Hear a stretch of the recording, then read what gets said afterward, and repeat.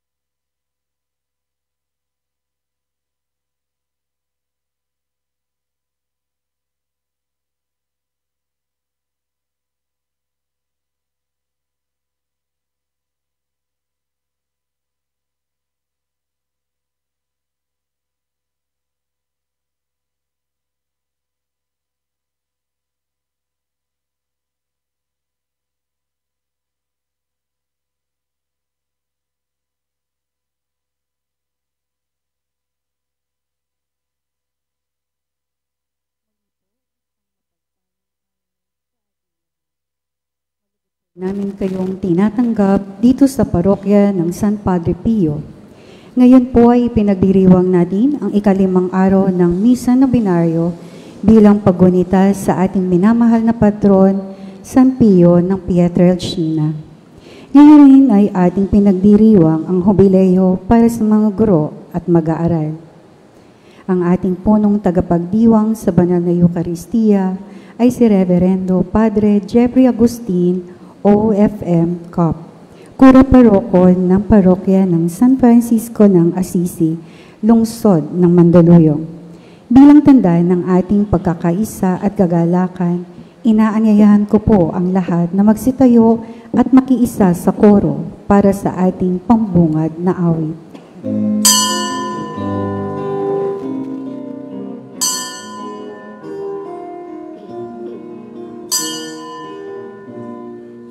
Pag ng Panginoon, buong bayan ngayon'y nagtitipon upang pagsaluhan ang kaligtasan, handog ng Diyos sa tanan. Sa panahon tigang ang lupa, sa panahon ang anisagana, sa panahon ng digmaan at kaguluhan, sa panahon ng kapayapaan. Sa pag ng Panginoon, buong bayan ngayon'y nagtitipon upang pagsaluhan ang kaligtasan, handog ng Diyos sa tanan. Ang mga dakila't dukha, ang banal at makasalanan, ang bulag at lumpo, ang api at sugatan, ang lahat ay inanyayahan. Sa pag ng Panginoon, bayan ngayon'y nagtitipon upang pagsaluhan ang kaligtasan, handog ng Diyos sa tanan. Sa panahon tigang ang lupa, sa panahon ang anisagana, sa panahon ng digmaan at kaguluhan, sa panahon ng kapayapaan. Sa pahag ng Panginoon, buong bayan ngayon'y nagtitipon upang pagsaluhan ang kaligtasan, handog ng Diyos sa tanan. Ang mga dakila't dukha, ang banal at makasalanan, ang bulag at lumpo, ang api at sugatan, ang lahat ay inanyayahan. Sa pag ng Panginoon, buong bayan ngayon'y nagtitipon upang pagsaluhan ang kaligtasan, handog ng Diyos sa tanan. Sa panahon tigang ang lupa, sa panahon ang anisagana, sa panahon ng digmaan at kaguluhan, sa panahon ng kapayapaan. Sa hapag ng Panginoon, buong bayan ngayon'y nagtitipon upang pagsaluhan ang kaligtasan, handog ng Diyos sa tanan. Upang pagsaluhan ang kaligtasan, handog ng Diyos sa tanan. Sa ngalan ng Ama at ng Anak at ng Espiritu Santo. Amen. Ang pagpapala ng ating Panginoong Jesucristo, ang pag-ibig ng Diyos Ama, at ang pakikipagkaisa ng Espiritu Santo, naway sumainyong lahat. At sumainyo rin. Mga kapatid, ating papurihan at pasalamatan ng Diyos sa ikalimang araw na ito ng ating Misa Novena bilang paghahanda sa dakilang kapistahan ni San Padre Pio, ang ating patron. At gayon din sa misang ito ay ating inaalaala at ipinagdarasal ang ating mga guro at mga mag-aaral.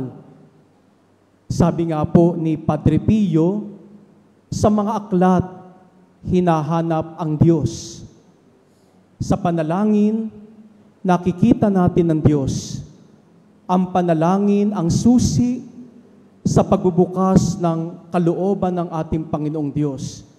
Kaya nawa sa misang ito, sa ating pakikinig ng salita ng Diyos, ay matagpuan natin ang Diyos sa tulong at panalangin ni San Padre Pio upang tayo ay maging handang tumugon sa kanyang panawagan na maging daan ng karunungan at kaalaman at tayo instrumento katulad ng mga katikista at ng mga ating mga formation leaders sa pagpapahayag ng mabuting balita. Kaya mga kapatid, aminin natin ang ating mga kasalanan upang tayo maging marapat gumanap sa banal na pagdiriwang. Inaamin ko sa makapangyarihang Diyos at sa inyo mga kapatid, na lubha kong nagkasala sa isip, sa salita, sa gawa, at sa aking pagkukulang.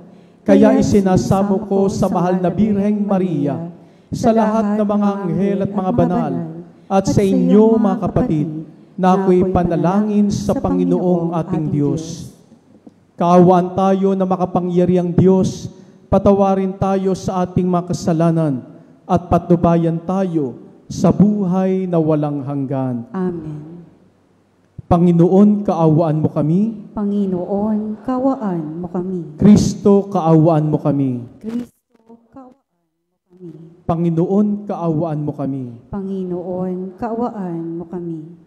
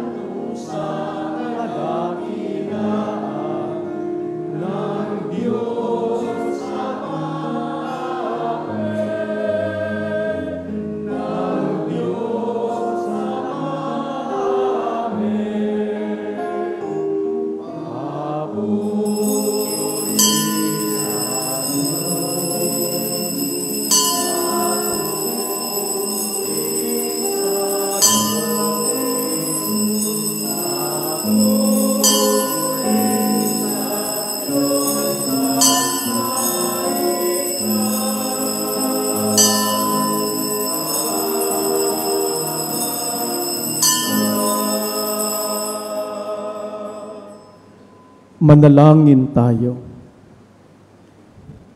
Ama naming makapangyarihan, Ikaw lamang po ang banal at walang mabuting iiral, kundi dahil sa iyo lamang. Pakundangan sa pagdalangin ni San Padre Pio, ipag-utos mong kami mamuhay nang di dapat makabawas sa iyong kadakilaan. Sa pamamagitan ni Jesucristo, kasama ng Espiritu Santo, magpasawalang hanggan. Amen. Ating pakinggan at pagnilayan ang pagpapahayag ng salita ng Diyos.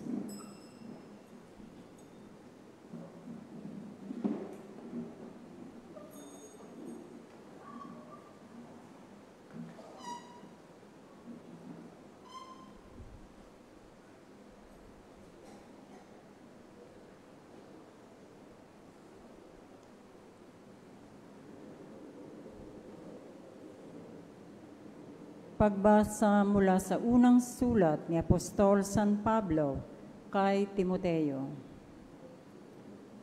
Pinakamamahal, huwag mong bigyan daan na hamakin ka ninuman dahil sa iyong kabataan. Sa halip, pagsikapan mong maging huwaran ng mga sumasampalataya sa pananalita, ugali, pag-ibig, pananampalataya at kabanalan. Iukol mo ang iyong panahon sa pagbabasa ng kasulatan sa madla, sa pangangaral at pagtuturo hanggang sa ako'y dumating. Huwag mong pabayaan ang ipinagkaloob sa iyo ng Espiritu Santo ayon sa inihula nang ipatong sa iyo ng matatanda sa simbahan ang kanilang kamay. Isagawa mo ang mga ito at lubos mong italaga rito ang iyong sarili upang makita ng lahat ang iyong pag-unlad. Maging maingat ka sa iyong pagkilos at pagtuturo.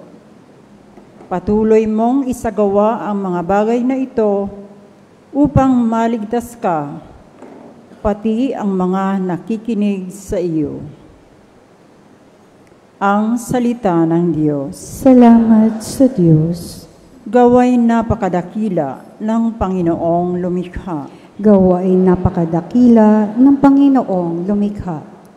Ang gawa ng Diyos matuwid at tapat, at maaasahan lahat niyang batas.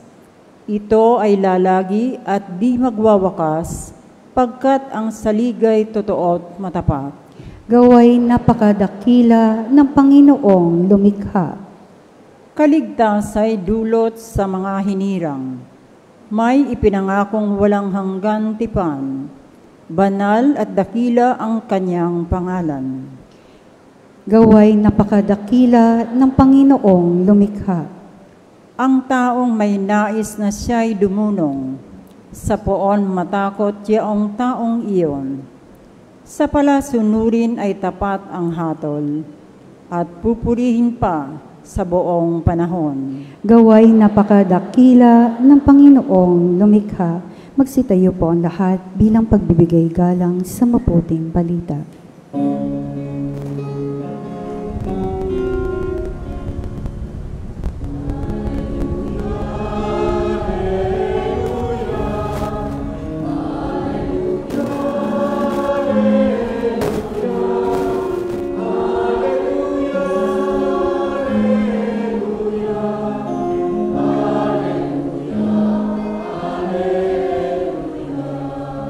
Kayong mabigat ang pasan ay kay Jesus maglapitan upang kayo'y masiyahan.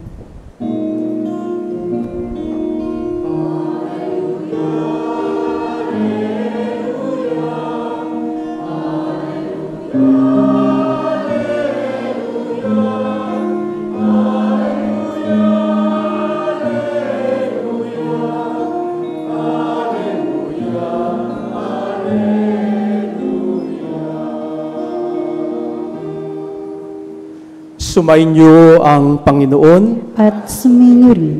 Ang mabuting balita ng Panginoon ayon kay San Lucas. Papuri sa iyo, Panginoon.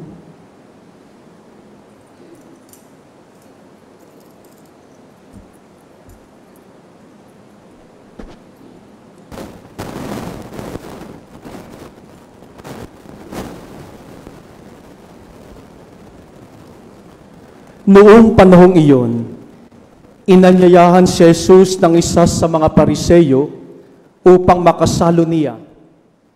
Pumaroon siya sa bahay nito at dumulog sa hapag. Sa bayan namang iyon ay may isang babae na kilalang makasalanan.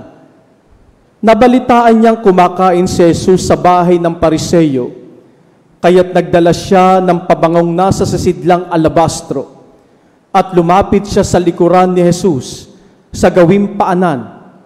Siya'y nanangis at nabasa ng kanyang luha ang mga paa ni Jesus. Pinunasan niya ang mga ito ng kanyang buhok, hinagkan at pinahiran ng pabango. Nang makita ito ng Pariseyo nag-anyaya kay Jesus, nasabi nito sa sarili, kung talagang propeta ang taong ito, alam niya kung sino at kung anong uri ng babae ang humihipo sa kanya, isang makasalanan. Bilang tugon sa iniisip ni Simon, sinabi ni Jesus, Simon, may sasabihin ako sa iyo. Sumagot siya, ano po iyon, Guro? Sinabi ni Jesus, may 2 taong nanghiram sa isang nagpapautang, ang isa'y 500 denaryo at ang isa na may 50. Nang hindi makabayad, pareho silang pinatawad. Ngayon, sino sa kanila ang lalong nagmamahal sa nagpautang? Sumagot si Simon, sa palagay ko po'y ang pinatawad ng malaking halaga. Tama ang sagot mo, ang tugon ni Jesus. Nilingon niya ang babae at sinabi kay Simon, nakikita mo ba ang babaeng ito? Pumasok ako sa iyong bahay, hindi mo man lang ako binigyan ng tubig para sa aking mga paa. Ngunit binasa niya ng luha ang aking mga paa at pinunasan ng kanyang buhok.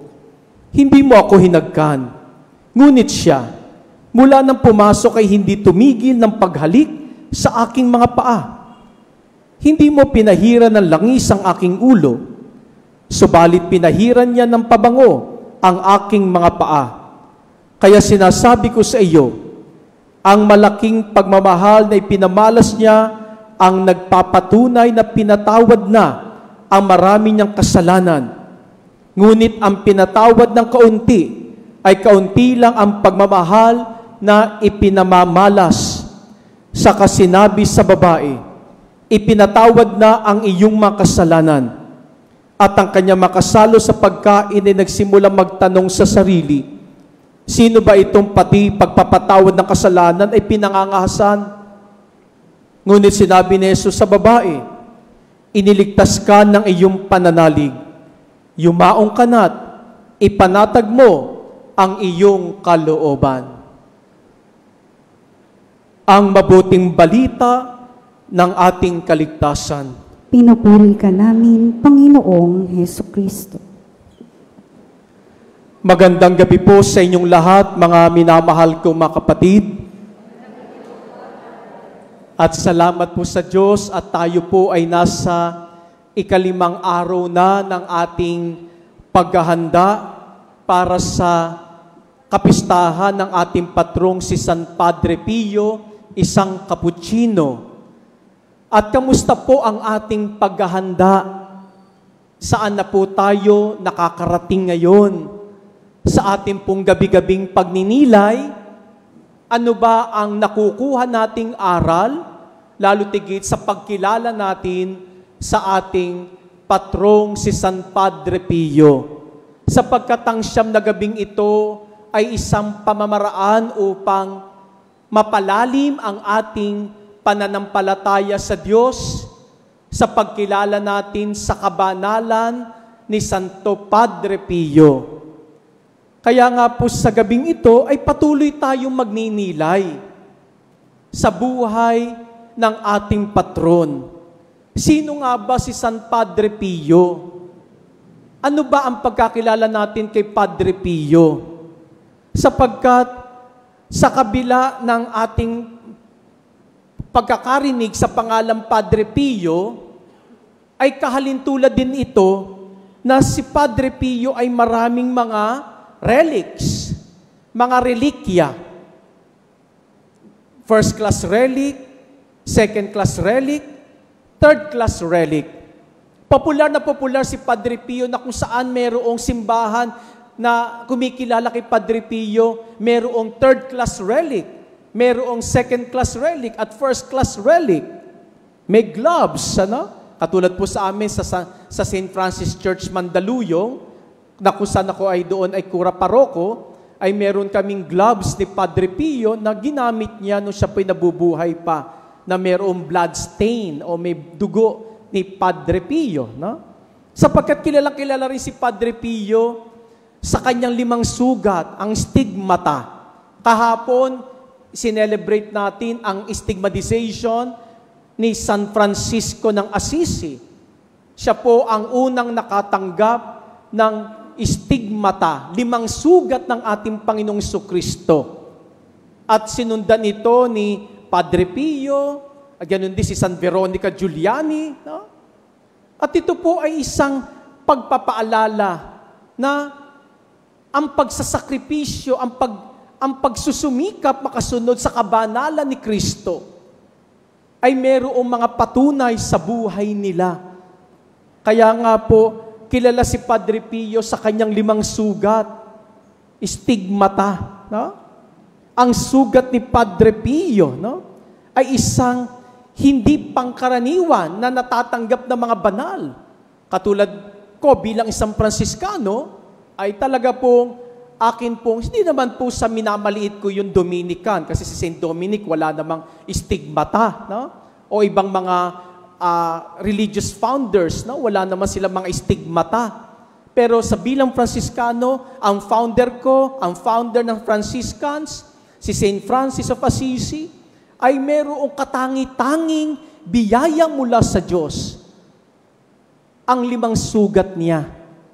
At gayon din, si Padre Pio na inyong patron, sapagkat hindi naman lahat ng patron ay may stigmata. Kaya po ito pong inyong parokya sa pangangalaga ni San Padre Pio ay mayroong biyayang natanggap si Padre Pio na stigmata. No? Gusto niyo ba magkaroon ng stigmata? Mahirap magkaroon ng stigmata. No? Kasi si Padre Pio daw po, sabi nga ng mga doktor, sa bawat araw, kasi 50 years siyang mayroong stigmata. Sa 50 years na yun, araw-araw, ay sabi nga ng mga doktor, ay may 1 tasang dugo ang nawawala sa kanya. No? Pero sinustain siya ng Panginoong Diyos. Masakit ang magkaroon ng stigmata, hindi madali po magkaroon ng sugat ng ating Panginoong Jesucristo. Pero ito ay binata ni Padre Pio, dinala ni Padre Pio ito, tinanggap niya ito bilang pagkilala at pakikiisa sa pagsasakripisyo at paghihirap ng ating Panginoong Jesucristo na nabayubay sa krus at ipinako sa krus. Kaya pong stigmata ay isang biyaya at hindi ito reward lang. Hindi ito FAMAS award, kung hindi ito ay isang napakalaking pribilehiyo na tumatanggap sa isang taong banal, ang stigmata. Pero, sa kabila na nakilala natin si Padre Pio na merong stigmata, 5 sugat ng ating Panginoon, mapapansin nyo, kayo ba ay buhay na nung na-canonize si Padre Pio? Palagay ko po, para-paras tayong buhay. Anong year na-canonize si Padre Pio? 2002. Di ba? Kung hindi nagkakamali, 2002, June 16, At sa homily ni Pope John Paul II, wala kang maririnig tukol sa stigmata ni Padre Pio. Hindi man lang binanggit ni St. John Paul II ang stigmata, ang 5 sugat ng Panginoon. Wala even a single word. Sapagkat ang binabanggit at binigyan diin ni St. John Paul II ay ang kabanalan ni Padre Pio. Ang pagiging banal ni Padre Pio. Yung holiness, ang panawagan sa ating lahat, hindi lamang kay Padre Pio, kundi para sa ating lahat, na tayo ay maging banal. Kaya nga ang kabanalan, mga kapatid, ay isang biyaya para sa atin. Kahit wala kang 5 sugat ni Jesus, na katulad ni Padre Pio, ay pwede tayong maging banal. Kasi nga, hindi naman lahat ay tumatanggap ng mga sugat na ito. Kung hihingi natin sa Diyos, salamat sa Diyos kung ibibigay ng Diyos. Pero ang dapat nating pagkaabalahan sa ating buhay bilang pari, bilang lingkod laiko, bilang mga Kristiyano, Katoliko, hingin natin sa Diyos ang biyaya ng kabanalan katulad ni Padre Pio. Sapagkat yan ibibigay ng Diyos na maging banal tayo sa ating pagdidibusyon kay Padre Pio. Ang pagdidibusyon ay nagdadala sa atin na tayo ay maging banal. Hindi po pwedeng nagdidibusyon tayo pero palaaway tayo. Hindi nagbabago ang ugali natin. Nagiging cause of division tayo sa simbahan. Naninira tayo ng ating kapwa. Hindi yun pagdidibusyon at hindi yun pagdadala sa kabanalan. Sapagkat ang ating pagdidibusyon, dadalhin tayo sa kabanalan. Sapagkat ang kabanalan ay may 3 mahalagang elemento sa buhay natin. There are 3 important essential elements in our holiness. First, loving Christ, meeting Christ, and serving Christ. Kaya sa ating pagdidibusyon sa mga santo, sa Lourdes, kay Santa Clara, kay Santo Domingo, kay San Francisco, kay Padre Pio, ang panawagan sa atin ay tayo'y maging banal na sa pamamaraan na ito sa ating pagdidibusyon, namamahal natin si Jesus. Minamahal natin ang Panginoong Jesus.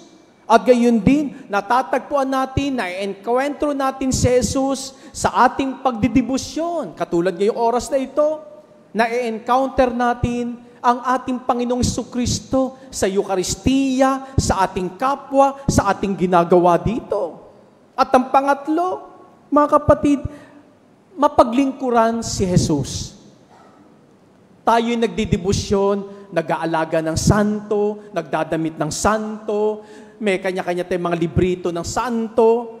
Saan ba tayo dinadala ng mga ito? Kung hindi sa kabanalan at sa paglilingkod kay Kristo. Hindi po pwedeng damit tayo ng damit ng santo, korona tayo ng korona ng mga birhen. Pero hindi natin natututunang maglingkod kay Kristo. Kaya mga kapatid, sa ating pagdidibusyon na kung saan dinadala tayo sa kabanalan, maranasan natin ang mahalin si Jesus, matagpuan si Jesus, at mapaglingkuran ng ating Panginoong Jesucristo. Sapagkat sa pamamagitan na yan, ay makikita nating tayo ay mga tunay na deboto ng mga santo na ating pinipintuho. Lalo tigit si Padre Pio. Sapagkat ang gusto ni Padre Pio dito sa ating parokya, ay tayo ay maging banal sa pamamagitan ng ating paglilingkod, pagmamahal. At matagpuan natin si Kristo dito sa ating simbahan. Na? Kaya nga tinuturuan tayo ni San Padre Pio. Ginagabayan niya tayo. Sapagkat kay Padre Pio, dadalhin tayo kay Kristo. Ha? Tutulungan tayong mahalin si Kristo. Kaya dahil dito, tuturuan pa rin tayo ni Padre Pio sa ating buhay kabanalan. Kaya nga po, ang turo ni Padre Pio ay meron siyang rules of life for growing holiness. No? Sa pagdidibusyon natin, makakatulong ito sa buhay ni Padre Pio, sa spirituality ni Padre Pio, na meron siyang 5 rules of life for growing holiness. First, sabi ni Padre Pio, weekly confession. Nung panahon ni Padre Pio, ang mga deboto niya, ang mga nagpupunta sa kanya, linggo-linggo, nagungumpisal siya. At si Padre Pio, mahal niya ang sakramento ng kumpisal. 16 to 20 hours, nakaupo si Padre Pio sa kumpisalan. Kagabi na ako'y nagbabasa ng buhay niya. Naku po, Diyos ko, para napakahirap naman po yatang 16 to 20 hours, ako ay nakaupo sa kumpisalan. Ano?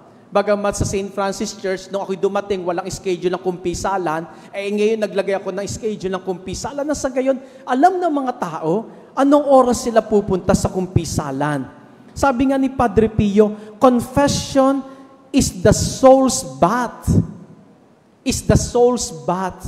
Ibig sabihin, nililinis tayo. Sa pamagitan ng confession, pinapaliguan tayo, no? Nililinis ang ating, hindi lamang yung katawan, kundi higit yung kaluluwa. Kaya sa ating pangumpisal, para kay Padre Pio, tayo ay pinapaliguan at muli tayong binibigyan ng bagong pagkatao. Na?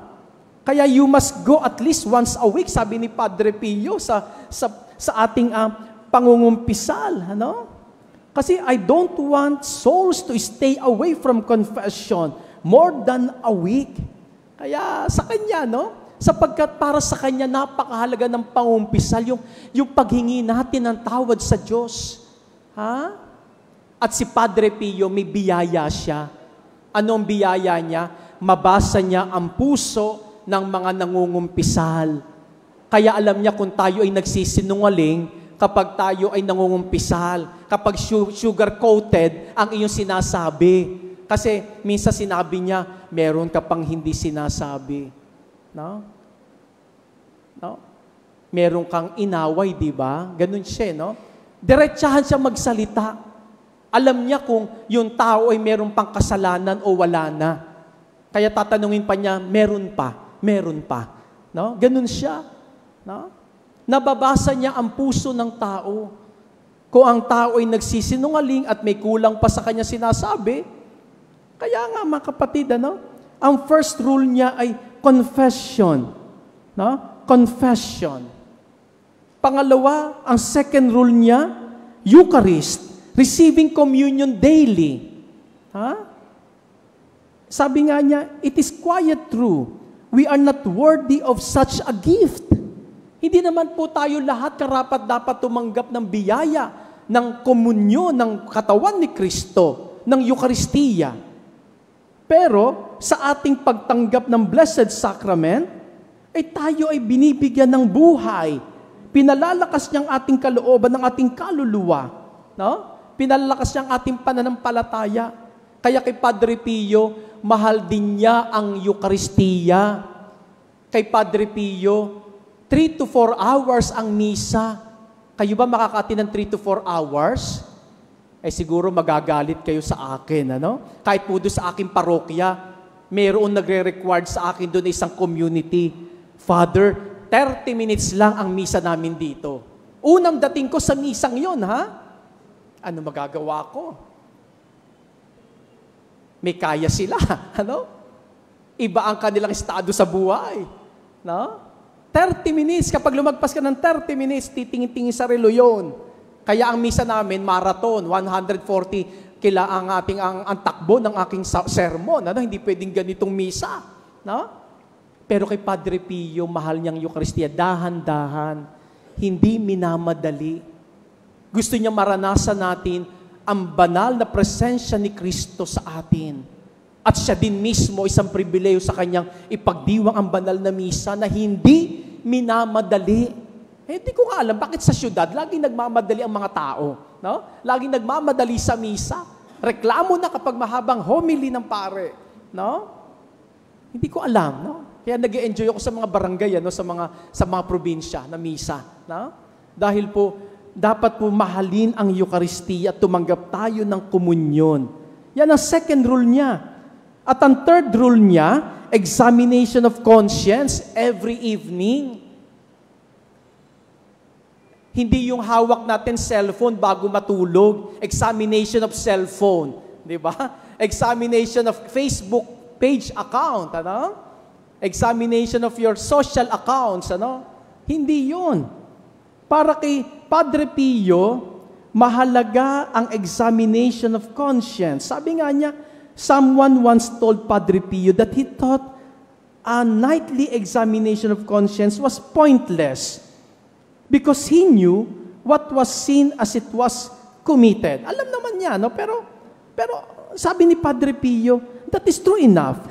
But every experience, no, in this world not only keeps track throughout the day of whether he has lost or gained on each soil.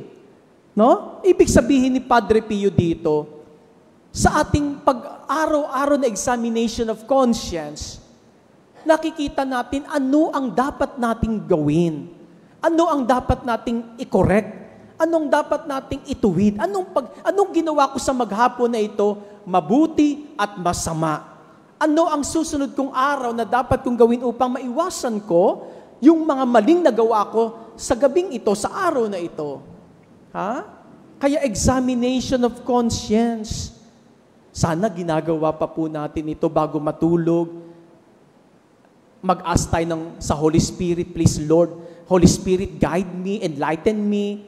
Ano bang ginawa ko sa maghapon? Ako ba ay nakipag-away? Ako ba ay nagchismis? Ako ba ay gumawa ng masama sa kapwa ko? Ako ba ay gumawa ng masama sa sarili ko? No? Mahalaga po. At kay Padre Pio, bilang mga anak ni Padre Pio dito sa parokyang ito, gawin nating regular examination of conscience bago matulog. At apat, daily spiritual reading. Ano ba yung daily spiritual reading? Katulad ng mga lives of saints, ano? O yung mga reflections sa Bible, ano? Yung buhay kabanalan, ano? Yung ating mga binabasa.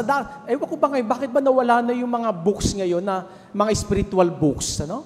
Lives of saints, teachings of saints, no? Laging hawak na lang cellphone. Ha? Magbasa ng spiritual books. Ha? Tutulungan tayong maging banal sa pamamagitan dito. Di ba sabi nga ni Padre Pio, no? Sa mga aklat, hinahanap natin ang Diyos. Sa panalangin, makikita natin ang Diyos. Ang panalangin ay ang susi ng pagbubukas ng kalooban ng Diyos. Ha? Kaya po, ugaliin natin magbasa ng spiritual books. Ha? At ang panghuli, panglima, mental prayer. Salamat sa Diyos dahil po sa seminaryo, tinuturuan kami magkaroon ng mental prayer din. Umaga, 30 minutes. Sa gabi, before Vespers, 30 minutes. No? So, yun po, mental prayer, tahimik ka lang. No? Wala kang sasabihin sa Diyos, tahimik. No? Tapos kung kung nadi-disturb ka, let it go. No? Hayaan lang, mag-pass through lang yan. Mental prayer. Ask the Holy Spirit to guide you. Na ikaw itulungan na magkaroon ng mental prayer. Kasi nga, mahalaga ito. Na hindi tayo puro daldala ng daldal. Tayo isalita ng salita. Kailangan din na ng mental prayer. Kaya po sana ugaliin din natin magkaroon ng mental prayer. At least, bago gumawa, pagkagising sa umaga, o bago matulog, magkaroon tayo ng mental prayer. Pwede niya isabay yung examination of conscience doon. Kaya mga kapatid, ito po yung 5 rules of life of Padre Pio for holiness. So sana po, tandaan po natin ang 500 ng buhay upang tayo lumago sa kabanalan. Confession, Eucharist, examination of conscience, and then daily spiritual reading and mental prayer. So yan po iniiwan ni Padre Pio ngayong 5 araw ng ating Misa Novena. At least 5 araw o 5 din yung assignment sa inyo ni Padre Pio ngayon. So naka-5 araw na tayo kaya 5 assignments din sa atin si Padre Pio. At sana matulungan tayo sa ginagawa at payo ni Padre Pio sa atin upang tayo ay maging banal sa ating buhay, pagdidibusyon kay Padre Pio. At sa ating buhay, pangkabanalan, ay makamit natin ang biyayang ito at marating natin ito kay Jesus na ating Panginoon at bukal ng kabanalan. So sana po ay huwag kalilimutan ang 5 aral na ito ni Padre Pio sa ating lahat. San Padre Pio, ipanalangin mo kami.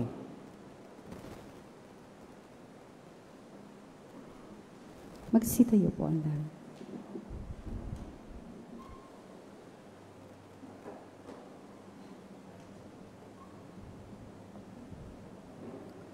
Sa ating pananalangin, ilagay natin ating pananalig sa Diyos Ama na nagpapakita na mapagmahal na habag sa Kanyang pakikitungo sa mga makasalanan ang ating itutugon. Panginoon, dinggin mo ang aming panalangin. Panginoon, dinggin mo ang aming panalangin. Ang simbahan naway maipagpatuloy ang gawain ni Jesus sa pagpapatawad ng mga kasalanan at pagbubuo ng mga pusong wasak. Manalangin tayo sa Panginoon. Panginoon, dinggin mo ang aming panalangin. Sa pamamagitan ng diwang mapagpatawad, ang mga taong magkakatunggali naway humantong sa mapayapang pag-uusap. Manalangin tayo sa Panginoon. Panginoon, dinggin mo ang aming panalangin. Tayo naway maging mahinahon at mahabagin sa ating kaisipan, ukol sa kapwa, at huwag natin silang iwaksi o tanggihan dahil sa kanilang kahinaan at kakulangan. Manalangin tayo sa Panginoon. Panginoon, dinggin mo ang aming panalangin. Ang mga may sakit at yaong mga nag-aaruga sa kanila'y naway makadama ng mapagpagaling na presensya ng Panginoon sa pamamagitan ng nagmamalasakit na Kristiyanong komunidad. Manalangin tayo sa Panginoon. Panginoon, dinggin mo ang aming panalangin. Yaong mga pumanaw na sa buhay na ito, naway patawarin ni Jesus na ating tagapagligtas. Manalangin tayo sa Panginoon. Panginoon, dinggin mo ang aming panalangin. Tahimik nating ipanalangin ng ating mga pansariling kahilingan.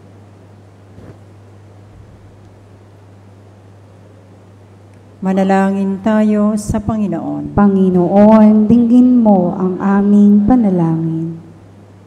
Lubhang mahabaging Ama, itinataas namin sa iyong panalangin sa ngalan ng iyong anak na nagmahal sa amin at inialay ang kanyang sarili para sa amin. Siya na nagpatawad ng tagapagligtas na nabubuhay at nagahari magpasawalang hanggan. Amen.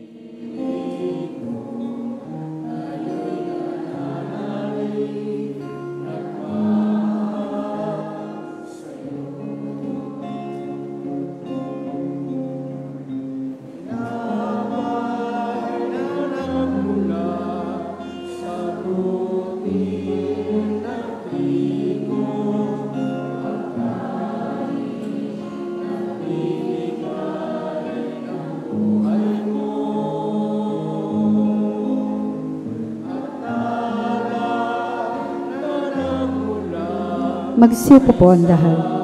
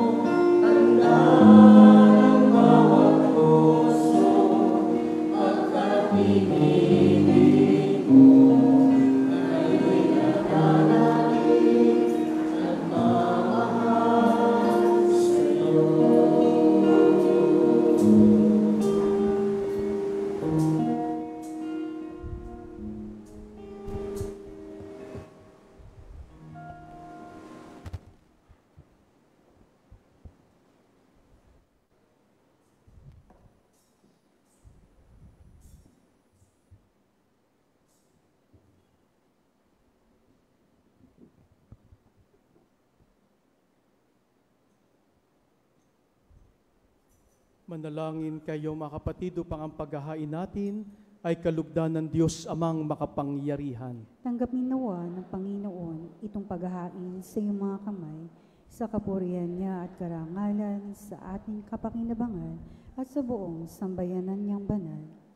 Ama namin lumikha, ipagkaloob mo ang aming mapagpakumbabang paglilingkod, ay kalugdan mo sa kararangal na mga banal mong ikinalulugod at sa kadadalisay ng aming katauhan at loob sa pamamagitan ni Jesucristo kasama ng Espiritu Santo magpasawalang hanggan. Amen. Sumainyo ang Panginoon At sumainyo rin, itaas sa Diyos ang inyong puso at diwa. itinaas na namin sa Panginoon. Pasalamatan natin ang Panginoong ating Diyos. Marapat na siya ay pasalamatan. Ama naming makapangyarihan, tunay nga marapat na ikaw ay aming pasalamatan. Ang pagpaparangal sa iyong kabutihay, lagi mong pinaalingaw-ngaw sa iyong sambayanan, sa pagkakaroon ng makaanib na maasahan at tapat, tulad mo sa pananagutan, upang magbunga ang punyagi ng iyong anak, na sa iyong pag-ibig kami makatulad. Ang mga banal na tao'y tumutulong sa lahat, sa pagbibigay halimbawa at pananalangin wagas. Kaya kaisa ng mga anghel, na nagsisiawit ng papuri sa iyo, nang walang humpay sa kalangitan, kami nagbubunyi sa iyong kadakilaan.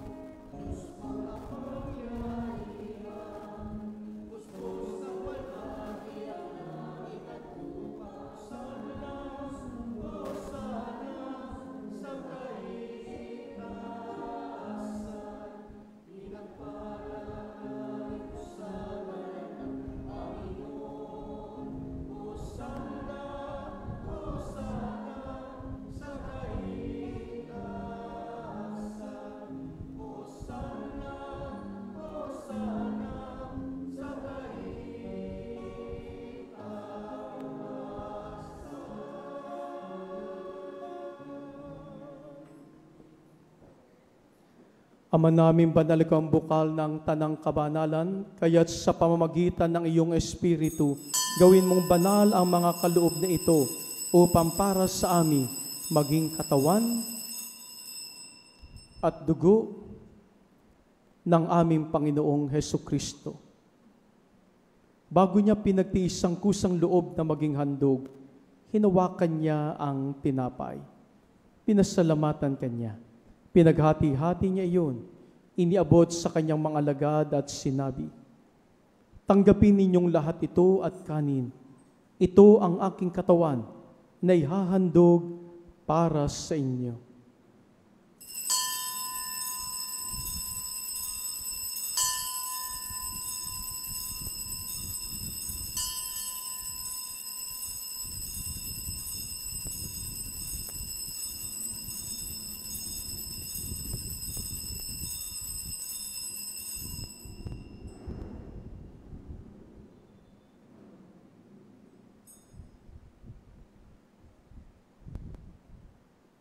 Gayon din naman nung matapos ang hapunan, hinawakan niya ang kalis.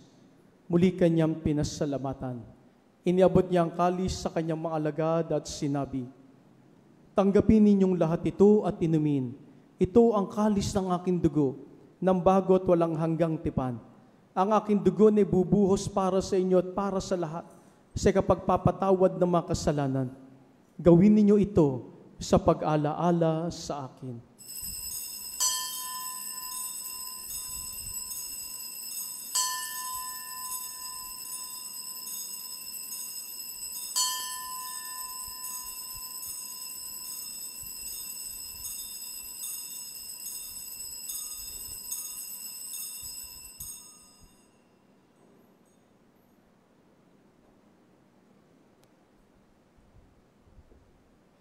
Ipagbunyi natin ang misteryo ng pananampalataya.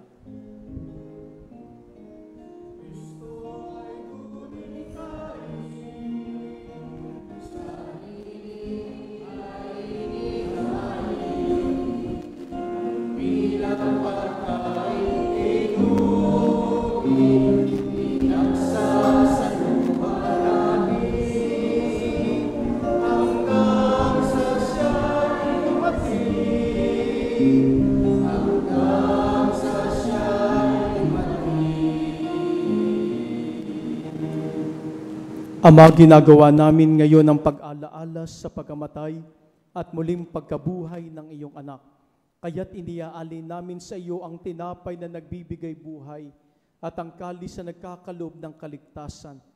Kami po'y nagpapasalamat dahil kami iyong minarapat na tumayo sa harap mo para maglingkod sa iyo.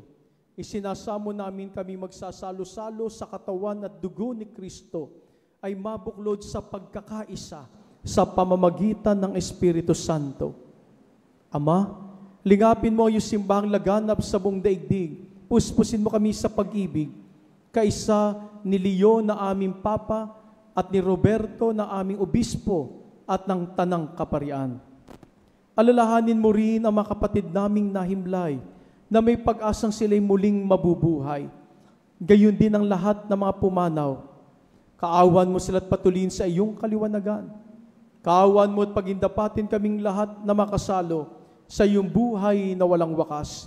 Kaysa na mahal na Birheng Maria na ina ng Diyos, si San Jose, ang kabiyak ng kanyang puso. Kaysa na mga apostol at ng lahat ng mga banal, si San Francisco ng Assisi at San Padre Pio, na nabuhay dito sa daigdig ng kalugod-lugod sa iyo.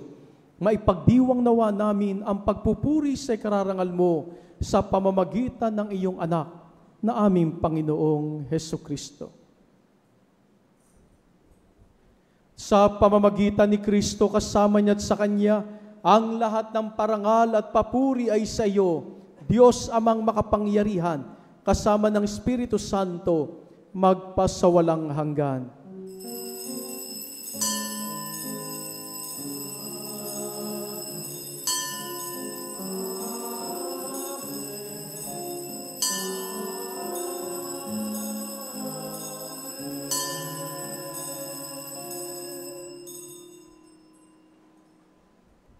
Sa tagubili naman nakagagaling na utos sa turo ni Jesus na Panginoon natin at Diyos, ipahayag natin ng lakas loob.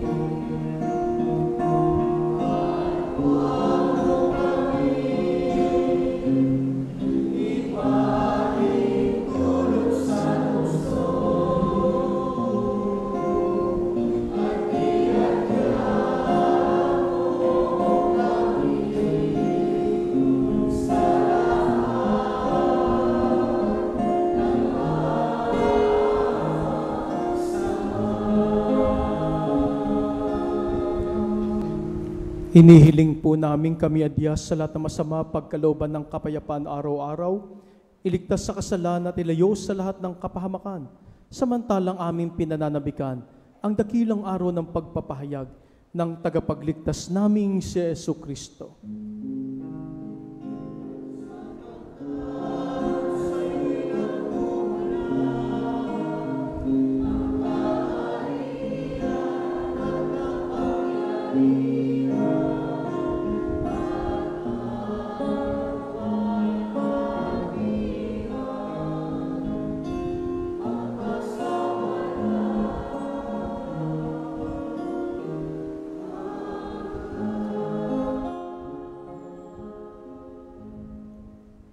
Panginoong Jesucristo, sinabi mo sa iyong mga apostol, kapayapaan ang iniiwan ko sa inyo, ang aking kapayapaan ibinibigay ko sa inyo.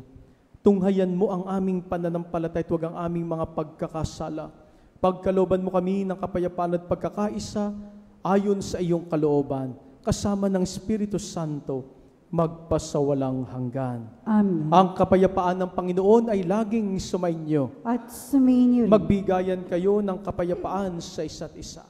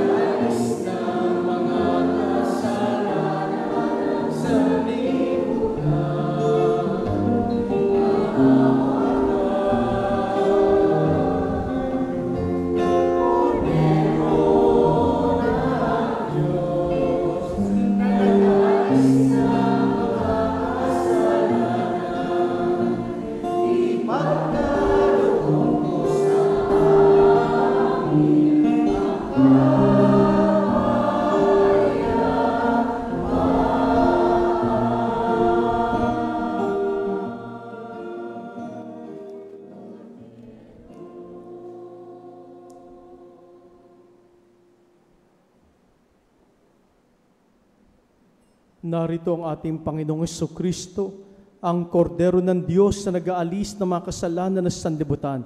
Mapapalad ang mga inaanyayahan sa kanyang banal na piging. Panginoon, hindi ako karapat-dapat na magpatuloy sa iyo, ngunit sa isang salita mo lamang ay gagaling na ako. Pagsanggalang nawatin ng Kristus.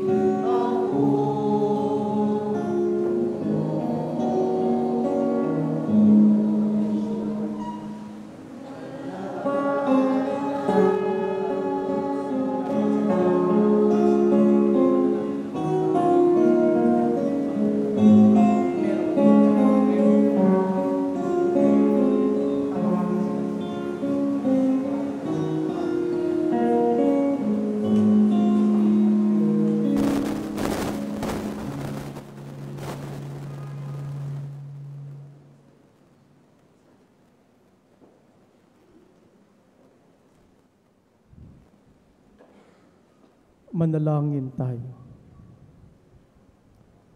Ama naming mapagmahal, sa pagsilang sa langit na mga banal, kami mga nakinabang ay dumadalangin magkamit ng di magmamaliw na kabutihang ngayon pa man ay minagandang loob mong ibigay sa pamamagitan ni Jesucristo kasama ng Espiritu Santo magpasawalang hanggan.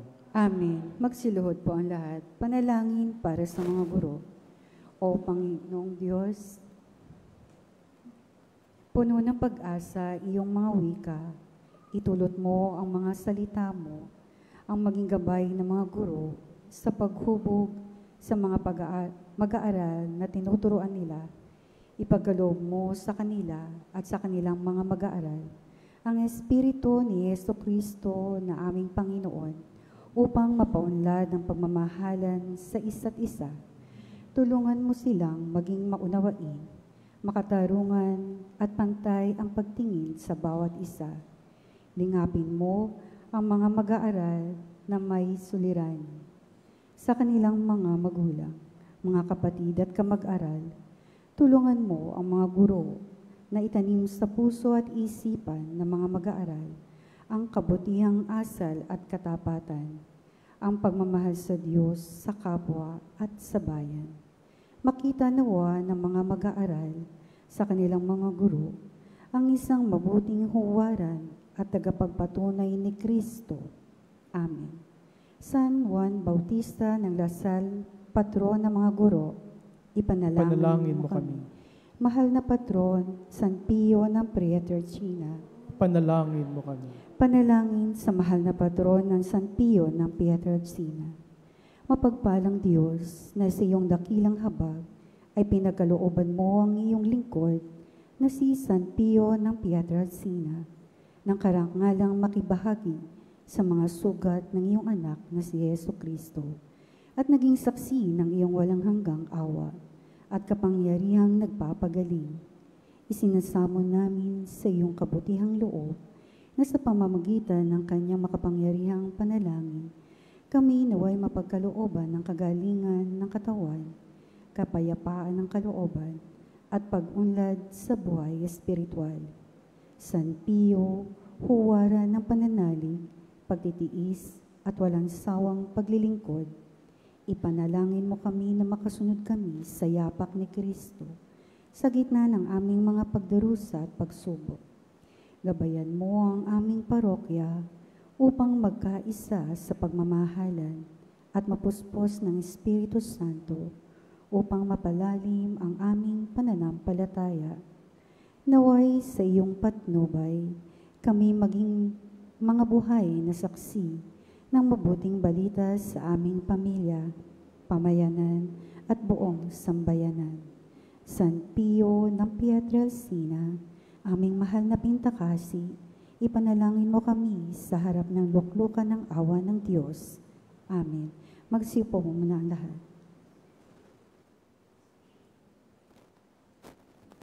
Muli po, isang mapagpalang gabi sa ating lahat at maligayang pagdating sa parokya ng San Padre Pio. Magandang gabi rin po, Father Jeff. Mga ilang paalala lamang po, sa araw po ng bisperas ng ating kapistahan sa September 22, araw ng Lunes, tayo po ay mayroong banal na misa sa ganap na ikapito ng gabi, ay ng ikapito ng umaga, at ito po ay susundan ng pandangguhan sa ganap na alas 8 ng umaga. Para po sa mga nagnanais na magsabit ng sampagita sa ating mahal na patron, San Pio ng Pietrelcina, mangyaring makipag-ugnayan lamang po sa worship ministry ng ating parokya. At sa hapon naman po ng ating bisperas, tayo po ay mayroong bihis patron, pagbibihis ng pamistang kasuotan ng ating mahal na patron, San Pio ng Pietrelcina. At sa araw po ng ating kapistahan sa September 23, araw ng Martes, sa umaga po ang ating banal na misa ay sa ganap na ika-6 ng umaga. Ito po ay healing mass na pamumunuan para sa atin ng ating kura paroko, Reverendo Padre Eduardo C. Molina. Matapos po nito ay isasagawa ang dapit sa hermandad na magmumula po sa Solar Town Homes papunta po dito sa ating parokya. Ang banal na misa po na pamumunuan para sa atin ng lubhang kagalang-galang Roberto Orendain Gaa Didi, Obispo ng Dioceses ng Novaliches, kasama ang mga pari na mula sa ating diocese ay sa ganap na alas 9 po ng umaga. At ang huling misa po para sa araw ng kapistahan ay sa ganap na 5:30 ng hapon. Matapos po nito ay ating isasagawa ang maringal na prosesyon alay sa ating mahal na patron San Pio ng Pietrelcina, kasama ang mga imahen ni San Francisco ng Assisi, Santa Clara, gayon din ang imahen ni San Antonio, San Roque, at San Miguel, kasama si San Jose at ang mahal na Birhen po ng Lourdes. At matapos po ang banal na misa, bago po matapos ang banal na misa, tayo po ay magkakaroon ng pagbabasbas sa mga guro na naandito po ngayon sa ating simbahan. Gayon din po, bago po matapos ang lahat, inaanyayahan ko po sa harapan ang ating punong tagapagdiwang, Reverendo Padre Jeff Agustin, OFM Cap, upang ibigay ang memorabilia ng Pistang Patron 2025. Ito po ay ipagkakaloob ni na Hermana Mayor Zenaida Langkap, katuwang si Sister Rowena de la Cruz, mga kapwa kasapi ng Mother Butler Guild.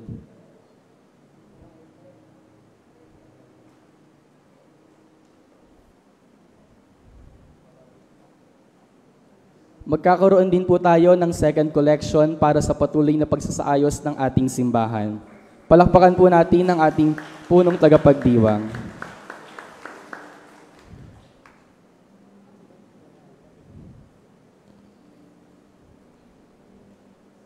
Bukas po, ang mamumuno para sa atin ay si Reverendo Padre Gary Clemente mula po sa Mission Parish ng Nuestra Señora de Salambao na mula pa po sa isla ng Binuwangan sa Obando, Bulacan. Maraming salamat po. Magsitayo na po ang lahat.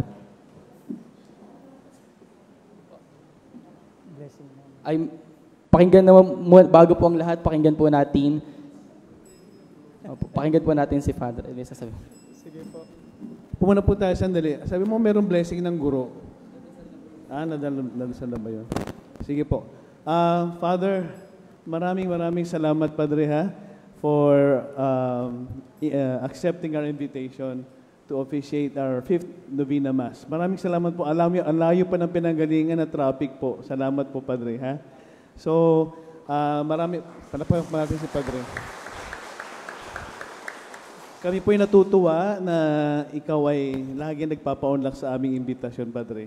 Thank you so much po sa message mo. Kanina napakinggan ko yung homily. Ang natandaan ko yung hindi minamadali ang misa. So wag tayo magmadali sa misa po, kasi ang misa ay special occasion and privilege to attend the Mass. No? Graces upon graces are given to us in the Mass. Maraming salamat po. Magsitayo na po tayo ulit.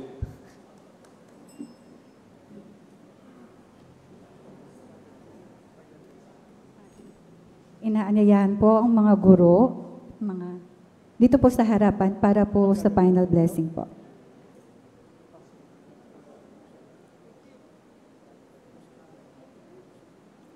Punta po tayo dito sa harapan.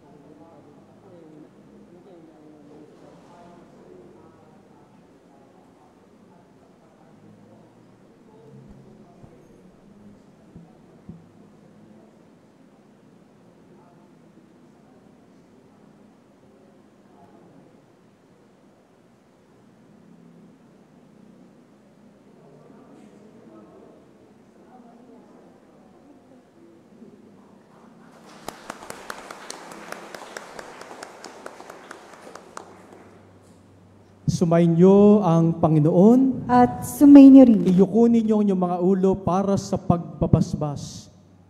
Pagpalain nawa kayo tingatan ng Panginoon ngayon at magpasawalang hanggan. Amen. Naway kahabagan niya kahit subaybayan ngayon at magpasawalang hanggan. Amen. Lingapin nawa niya kahit bigyan ng kapayapaan ngayon at magpasawalang hanggan. Amen. At pagpalain kayong lahat na makapangyarihang Diyos, Ama at Anak at Espiritu Santo. Amen. Ngayon din po pala, maraming salamat po kay Father Eduardo Molina sa patuloy niyang pag-anyaya sa akin. Ito po 2nd taon ko po sa pagdiriwang ng banal na misa. No?